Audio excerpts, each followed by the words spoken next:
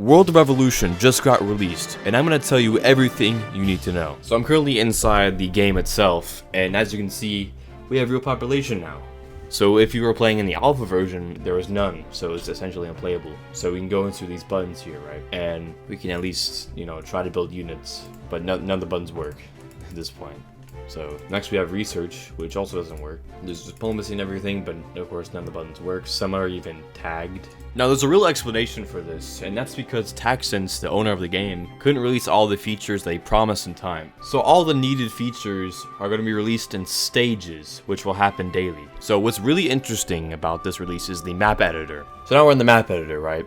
And the way this works is that you can create a country, you can give it land and resources. So to make a country, you put in a name, a flag ID, a color, you can make a full name if you want, preview it, make a tag for it, and then set a province to be the capital. To add land to the country, you can press shift and click and it'll just be part of it. Or you can do it like a paintbrush and you can hold alt.